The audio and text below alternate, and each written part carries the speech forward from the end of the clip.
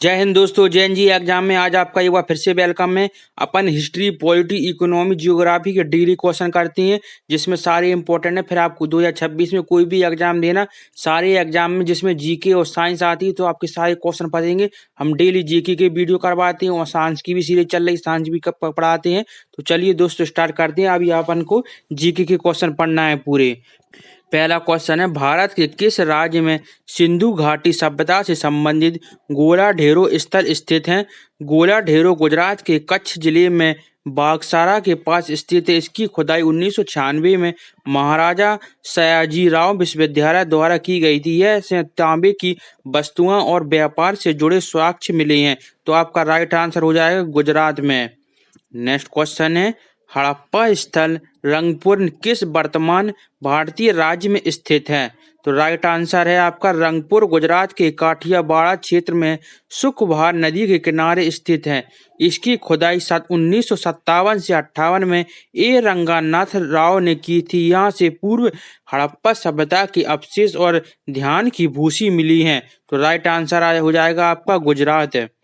Next question आ गया आपका, निम्नलिखित में से कौन सा पुरातात्विक स्थल गुजरात राज्य के बाहर स्थित है? तो राखीगढ़ी हरियाणा के हिसार जिले में स्थित है। यह धोलावीरा के बाद भारत में दूसरा सबसे बड़ा हड़प्पा स्थल है। इसकी खोज 1969 में सूरजभान ने की थी। तो राइट आंसर है आपका ऑप्शन बी यानी राखीगढ़ी में। नेक्स्ट क्वेश्चन है, सिंधु घाटी सभ्यता के स्थल कालीबंगा और बालाथल किस राज्य में स्थित है? तो कालीबंगा राजस्थान के हनुमानगढ़ी जिले में सरस्वती दृष्टिवती नदी के बीच स्थित है। इसकी खोज 1952 में अलमानंद घोष ने की थी। बालाथल उदयपुर जिले में बेड़च नदी के पास स्थित ताम्रपाषाण काली स्थल है। तो राइट आंसर हो जाएगा आपका राजस्थान में। नेक्स्ट क्वेश्चन आ गया है, सिंधु घाटी सभ्यता का सबसे उत्तरी स्थल कौन सा था? तो मांडा जम्मू कश्मीर के अखनूर क्षेत्र में स्थित सिंधु घाटी सभ्यता का सबसे उत्तरी स्थल है। यह चुनाव नदी के पास बसा हुआ है। यहाँ के पत्थर के औजार व हड़प्पाई मिट्टी के बर्तन मिले हैं। तो राइट आंसर हो जाएगा आपका मांडा में। नेक्स्ट क्वेश्चन आ गया, 1306 में जब अलाउद्दीन खिलजी ने रणथंभौर पर हमला किया था तब वहां का हिंदू शासक कौन था? तो 1301 में अलाउद्दीन खिलजी ने रणथंभौर पर हमला किया था तब शासक हमीर देव थे। इस युद्ध के समय अमीर खुसरो भी मौजूद थे। रानी रंगा देवी ने लीडरशिप में जौहर और पुरुषों की शहादत के चौहान वंश का अंत हुआ था। तो राइट आंसर हो जाएगा आपका हमीर देव जी थे। नेक्स्ट क्वेश्चन है, अभी आपको पूरे हिस्ट्री के क्वेश्चन मिलेंगे, आगे आपको पॉलिटी के मिलेंगे, फिर जियोग्राफी के, इकोनॉमी के, आपके सारे क्वेश्चन मिलेंगे, स्ट्रेटेजी के सारे क्वेश्चन हो जाएंगे। नेक्स्ट है, अलाउद्दीन खिलजी के शासनकाल की अवधि क्या थी? तो अलाउद्दीन खिलजी दिल्ली सल्तनत के खिलजी वंश का सबसे शक्तिशाली शासक था। उसका शासनकाल 1296 से 1316 तक चला। उसने मालवा, चित्तौड़, मारवाड़ा और गुजरात सहित कई क्षेत्रों में विजय प्राप्त की। तो राइट आंसर हो जाएगा 1296 से लेकर 1316 तक। नेक्स्ट है, किस वर्ष मालवा पर अलाउद्दीन खिलजी ने कब्जा किया था? तो मालवा पर 1305 में अलाउद्दीन ने आइन उल मुल्क के नेतृत्व में मालवा पर आक्रमण कराया। मालवा के राजा महलक देव और उसके सेनापति हरनंद मारे गए। बाद में आइन उल मुल्क को मालवा का राज्यपाल नियुक्त किया गया है। तो राइट आंसर हो जाएगा 1305 में। नेक्स्ट क्वेश्चन है, निम्नलिखित में से कौन अपनी बाजार नियंत्रण नीति के लिए प्रसिद्ध है? तो अलाउद्दीन खिलजी ने सख्त बाजार नियंत्रण नीति लागू की थी। उसने दीन ए रियायत विभाग बनकर सदर ए रियायत और शाहान ए मंडी नियुक्त किए। उसकी बाजार नीति का विस्तार वर्णन बरसनी की तारीख फिरोजशाही में मिलता है। तो राइट आंसर हो जाएगा अलाउद्दीन खिलजी ने। नेक्स्ट क्वेश्चन आ गया है, दिल्ली का वह सुल्तान कौन था जिसने सबसे पहले दक्षिण भारत के लिए सैन्य अभियान शुरू किया? वेरी इंपॉर्टेंट क्वेश्चन है। तो दक्षिण भारत का पहला बड़े पैमाने पर सैन्य अभियान अलाउद्दीन खिलजी ने शुरू किया था। उसके सेनापति मलिक कफूर ने देवगिरी, बरगल, द्वारका समुद्र और मुदेर पर अभियान चलाया। इस वजह से दिल्ली सल्तनत का विस्तार दक्षिण भारत तक फैला। तो राइट आंसर हो जाएगा अलाउद्दीन खिलजी ने। दोस्तों आपको क्वेश्चन का लेवल अच्छा लग रहा है, क्वेश्चन अच्छे लग रहे हैं तो दोस्तों नीचे लाइक के बटन है तो अपनी वीडियो को लाइक कीजिए और अपने चैनल को सब्सक्राइब भी कर लीजिए। नेक्स्ट है टीपू सुल्तान का पिता कौन थे? तो टीपू सुल्तान के पिता हैदर अली थे, जिन्होंने 1761 में स्वयं को मैसूर का वास्तविक शासक घोषित किया। हैदर अली ने मैसूर राज्य को मजबूत बनाया और अंग्रेजों के विरुद्ध युद्ध लड़े। टीपू सुल्तान ने भी उनके बाद अंग्रेजों से कई निर्णायक युद्ध किए थे। तो राइट आंसर हो जाएगा हैदर अली हैं टीपू सुल्तान के पिता। नेक्स्ट क्वेश्चन आ गया, अंग्रेजों के अधिकार में जाने से पूर्व मैसूर का शासक कौन था? तो अंग्रेजी शासक से पहले मैसूर का शासक वाड़ियार वंश के कृष्णराव तृतीय के हाथों में था। चौथे आंग्ल मैसूर युद्ध में टीपू सुल्तान के मृत्यु के बाद वाड़ियार वंश पुनः स्थापित किया। इसके बाद अंग्रेजों ने मैसूर पर सहायक संधि थोपकर नियंत्रण कर लिया। तो राइट आंसर हो जाएगा वाड़ियार के पास था। नेक्स्ट क्वेश्चन है, भारत में ब्रिटिश ईस्ट इंडिया कंपनी द्वारा प्रथम निर्णायक सैन्य सफल अभियान किसने मनाया जाता है? तो बक्सर का युद्ध 23 अक्टूबर 1764 को अंग्रेजों और शुजाउद्दौला शाह आलम मीर कासिम के संयुक्त सेनाओं के बीच हुआ। हेक्टर मुनरो के लीडर में अंग्रेजों को निर्णायक विजय मिली। इस युद्ध ने बंगाल, बिहार और उड़ीसा पर कंपनी का पूर्ण अधिकार स्थापित कर लिया। तो राइट आंसर हो जाएगा आपका बक्सर का युद्ध। नेक्स्ट क्वेश्चन आ गया, वर्ष 1855 में पहली जूट मिल कहाँ स्थापित की गई थी? तो भारत की पहली जूट मिल 1855 में पश्चिम बंगाल की सियारा में स्थापित की गई थी। यह जूट उद्योग की शुरुआत का सबसे महत्वपूर्ण केंद्र बना। बाद में हुगली नदी के किनारे जूट उद्योग का तेजी से विस्तार हुआ। तो राइट आंसर है पश्चिम बंगाल में हुई थी। नेक्स्ट क्वेश्चन है, संविधान सभा ने भारत के लिए संविधान का मसौदा तैयार करने हेतु डॉक्टर भीमराव अंबेडकर जी की अध्यक्षता में मसौदा समिति किस वर्ष गठित की गई थी? संविधान सभा ने 29 अगस्त 1947 को डॉक्टर भीमराव अंबेडकर की अध्यक्षता में मसौदा समिति बनाई। समिति ने 2 वर्ष 11 माह 18 दिन में संविधान तैयार किया। संविधान 26 नवंबर 1949 को अंगीकृत हुआ और 26 नवंबर 1950 को लागू हुआ था। तो राइट आंसर है आपका 1947 में हुई थी। नेक्स्ट क्वेश्चन आ गया है, 1950 में भारतीय संविधान लागू होने के बाद संविधान सभा का अस्तित्व समाप्त हो गया, लेकिन 1952 तक यह किस रूप में कार्य करती रही? तो 26 जनवरी 1950 को संविधान लागू होने के बाद संविधान सभा स्वतः समाप्त हो गई और वह भारत की अस्थायी संसद बन गई। इसी रूप में उसने देश का पहला आम चुनाव 1952 होने तक कार्य किया। इसके बाद स्थायी संसद का गठन हुआ। तो राइट आंसर भारत की अस्थायी संसद हुई थी। नेक्स्ट क्वेश्चन आ गया, मध्य हिमालय के नीचे महाद्वीपीय भूपट्टी की मोटाई किस कोटि की है जो ज्वालामुखी गतिविधि के अंत को दर्शाती है? तो मध्य हिमालय क्षेत्र में भूपट्टी की मोटाई लगभग 70 से 72 किलोमीटर पाई जाती है। यह मोटाई इस क्षेत्र में ज्वालामुखी गतिविधियों के लगभग समाप्त हो जाने का संकेत देती है। भूपट्टी की मोटाई प्लेट विवर्तनिक और चट्टानों की संरचना पर निर्भर करती है। तो राइट आंसर हो जाएगा आपका 70 से 72 किलोमीटर पे। नेक्स्ट क्वेश्चन है आपका, हिमाचल प्रदेश के उत्तर पूर्वी भाग में कौन सा स्थान शीत मरुस्थल पर्वत के रूप में माना जाता है? तो इस स्वाति घाट को हिमाचल प्रदेश में शीत मरुस्थल कहा जाता है। यहाँ अत्यंत ठंड व शुष्क जलवायु पाई जाती और बर्फीली परिस्थिति पूरे वर्ष बनी रहती है। यह उच्च हिमालयी भू आकृति का प्रमुख उदाहरण है। तो राइट आंसर है आपका स्पीति घाटी बनती है। नेक्स्ट क्वेश्चन है दोस्तों, क्वेश्चन का लेवल अच्छा लगे आपको तो वीडियो लाइक जरूर कीजिए। नेक्स्ट है, भारतीय रेगिस्तान के संबंध में निम्नलिखित में से कौन सा कथन सही है?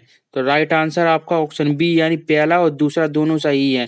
पहला, भारतीय रेगिस्तान अरावली पर्वतमाला के पूर्वी छोर पर स्थित है और रेत के टीलों से ढका है। इस क्षेत्र में शुष्क जलवायु, कम वनस्पति आवरण और बारिश में अल्पकालीन जलवायु देखी जाती है। नेक्स्ट है, किस प्रकार की अर्थव्यवस्था में ना तो निर्यात होता है और ना ही आयात होता है? तो बंद अर्थव्यवस्था वह होती है जिसमें अन्य देशों से कोई आर्थिक संबंध नहीं होता। ऐसी अर्थव्यवस्था न निर्यात होती है न आयात। इसका मतलब देश पूरी तरह से अपनी संसाधनों पर ही निर्भर रहता है। तो राइट आंसर उसे बंद अर्थव्यवस्था कहते हैं। नेक्स्ट क्वेश्चन है, कृषि से भारतीय औद्योगिक विकास को किस प्रकार बढ़ावा मिलता है? तो कृषि भारत की श्रम शक्ति, बाजार, कच्चे माल और तीनों का प्रमुख स्रोत है। कृषि श्रमिकों के जीवन यापन का आधार है। उद्योगों के लिए बाजार तैयार करती है और कपास, गन्ना, जूट जैसी सामग्री द्वारा कच्चा माल उपलब्ध कराती है। इसलिए कृषि औद्योगिक विकास की रीढ़ है। तो राइट आंसर हो जाएगा सभी, यानी श्रमिकों को रोटी और कपड़ा देकर, औद्योगिक उत्पादों का बाजार बनाकर और कच्चा माल प्रदान करके। नेक्स्ट क्वेश्चन है, भारतीय अर्थव्यवस्था किस प्रकार की अर्थव्यवस्था का उदाहरण है? तो भारत एक मिश्रित अर्थव्यवस्था है जहां निजी क्षेत्र और सार्वजनिक क्षेत्र दोनों साथ साथ काम करते हैं। इसमें पूंजीवादी और समाजवादी दोनों तत्व मौजूद रहते हैं। इसका उद्देश्य आर्थिक विकास और सामाजिक कल्याण दोनों को संतुलन में रखना है। तो राइट आंसर हो जाएगा आपका मिश्रित अर्थव्यवस्था है। नेक्स्ट क्वेश्चन है, निम्न में से कौन सा विकासशील अर्थव्यवस्था की विशेषता नहीं है? तो विकासशील अर्थव्यवस्था में आमतौर पर पूंजी निर्माण कम होता है, इसलिए विकल्प बी इसकी विशेषता नहीं है। जबकि तेज जनसंख्या वृद्धि, बेरोजगारी और गरीबी विकासशील अर्थव्यवस्था की प्रमुख चुनौती हैं। तो इस क्वेश्चन का राइट आंसर हो जाएगा पूंजी निर्माण की उच्च दर। नेक्स्ट क्वेश्चन है, निम्नलिखित में से कौन सा सिक्किम समुदाय सोनम लोसार को नए साल के रूप में मनाता है?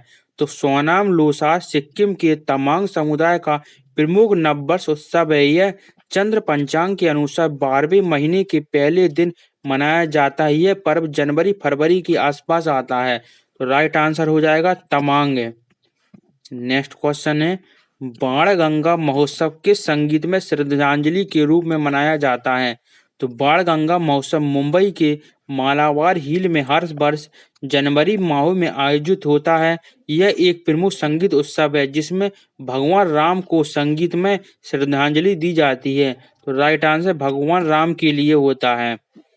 नेक्स्ट क्वेश्चन है, नागालैंड में किस त्योहार को समृद्धि और खुशहाली के प्रतीक के रूप में अंगामी समुदाय द्वारा मनाया जाता है?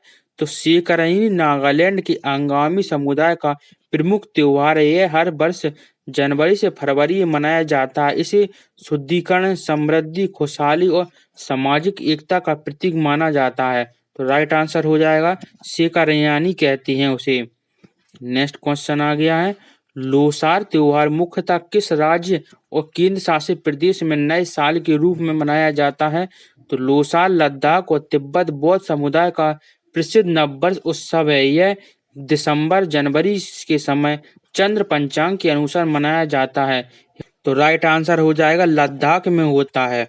नेक्स्ट क्वेश्चन आ गया आपका, हिमाचल प्रदेश में मनाया जाने वाला मिंजर मेला किस नदी के तट पर आयोजित होता है? तो मिंजर मेला हिमाचल प्रदेश के चंबा में रवि नदी के तट पर मनाया जाने वाला प्रसिद्ध त्योहार है। यह फसल कटाई से जुड़ा उत्सव है जिसमें लोग मिंजर, मकई और रेशम के धागे का गुच्छा पहनकर भगवान रघुनाथ को समर्पित करते हैं। तो राइट आंसर रावी नदी के किनारे होता है। नेक्स्ट क्वेश्चन आ गया, खरचोई और चवांगकुट त्योहार मुख्यतः किस पूर्वोत्तर राज्य में मनाए जाते हैं?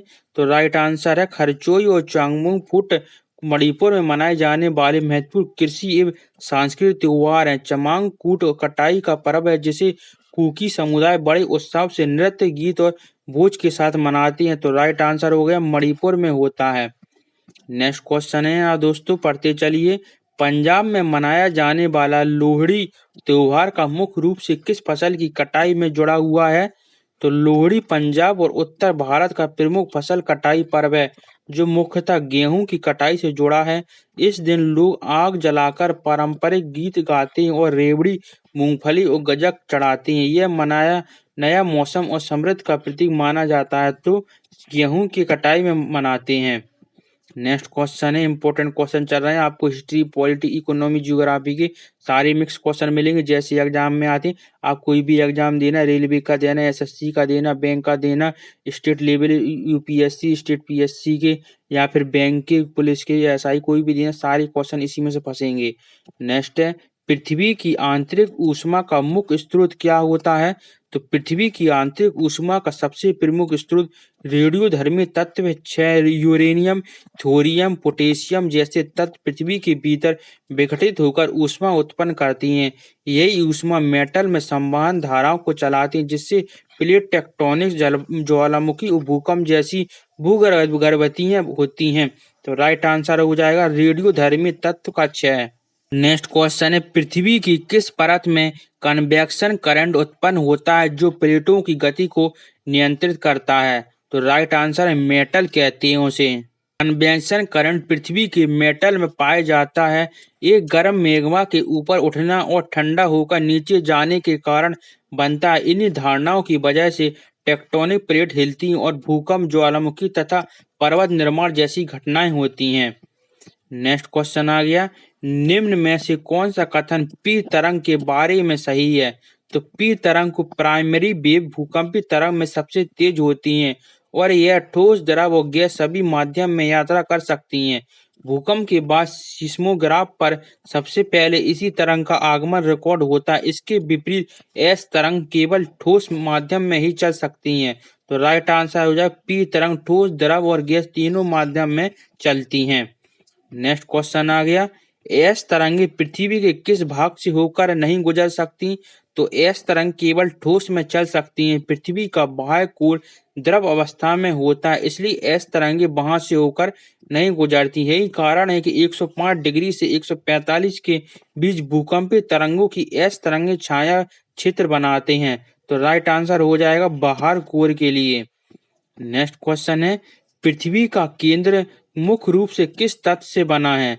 तो पृथ्वी का केंद्र मुख्य रूप से लोहा Fe और निकेल Ni से बना है, इसलिए इसे कभी कभी निफी भी कहा जाता है। बाह्य कोर द्रव अवस्था में तथा आंतरिक कोर ठोस अवस्था में पाया जाता है। तो राइट आंसर हो गया लोहा और निकेल से बना है। नेक्स्ट क्वेश्चन है, भूकंपीय तरंग के अध्ययन को क्या कहा जाता है? तो भूकंप और भूकंपीय तरंग के अध्ययन को सिस्मोलॉजी कहा जाता है। इसे करने वाले वैज्ञानिक सिस्मोलॉजिस्ट कहलाते हैं। भूकंपीय तरंगों के आधार पर पृथ्वी की आंतरिक संरचना का अध्ययन भी किया जाता है। तो राइट आंसर हो गया आपका सिस्मोलॉजी। नेक्स्ट क्वेश्चन है, रिएक्टर पैमाना किस चीज को मापने के लिए उपयोग किया जाता है? तो रिएक्टर पैमाना भूकंप की तीव्रता मापता है, यानी भूकंप के दौरान निकलने वाले कुल ऊर्जा को दर्शाता है। इसकी रेंज 0 से 10 तक की होती है और यह लॉगरिथमिक पैमाना है। तो राइट आंसर हो जाएगा भूकंप की मात्रा को। नेक्स्ट क्वेश्चन है, पृथ्वी के किस भाग में सबसे अधिक घनत्व पाया जाता है? तो पृथ्वी का आंतरिक कोर सबसे अधिक घनत्व वाला क्षेत्र है। यहाँ दाब इतना अधिक होता है कि अत्यधिक गर्मी होने के बावजूद ठोस कोर ठोस अवस्था में रहता है।